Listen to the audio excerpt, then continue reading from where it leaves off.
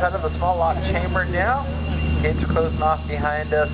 We're going to start to lift up the elevation of the fresh water there in front of us. So we're leaving the seawater off behind. Hello, fresh water there in front. Yeah, just over a 10-foot lift today. Well, I should say at this moment in time. Changes constantly throughout the day, but about 10 feet ahead of us that we'll have to go. Now, with the gates closed off behind us, what ensues is a very simple process. This is known as a gravitationally fed system, which basically means there's no pumps or anything of the sort involved, simply just water pressure that's going to go on the word. So it goes something like this. The lake water from ahead of us is filling into our chamber, and it's doing so through the walls on either side of us. Within these walls, we'll have big, huge tubes, hollow tubes. Well, they're not hollow now, they're filled with water. As the lake water is being drained into our chamber from ahead of us, let me touch this wall here on the other side. There it goes. So the water from ahead of us is being drained in through the walls. At the high end of things, it can be upwards of about 800,000 gallons worth of water draining into our chamber. Right about now, it's probably somewhere around the 400,000 gallons worth of water entering the small lock chamber here.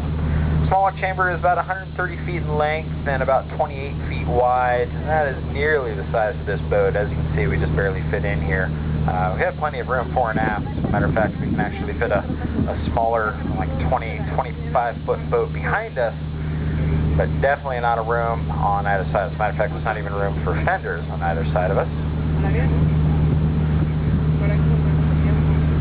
A large lock chamber, which is just starting to come into view for you folks off to our left there, substantially bigger than the small lock chamber that we are in. The large lock chamber is 800 feet in length and 80 feet wide.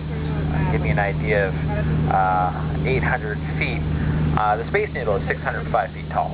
So think about it, you can lay the Space Needle down on its side here and still have 200 feet worth of room, either in front of it or behind it.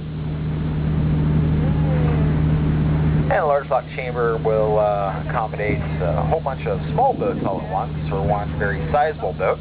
They're going to be bringing in a barge off behind there.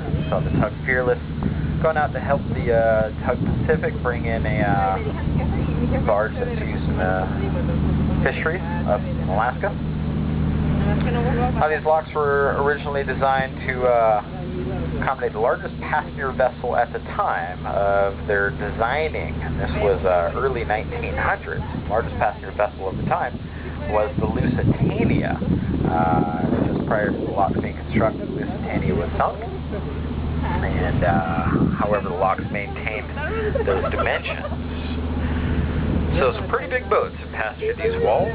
We're going to get to see a handful of them. They're ahead of us. You can see a factory processor there in front of us, even an old NOAA research boat, all capable of using the locks here. You may also notice a fair amount of fish jumping out of the water there ahead of us.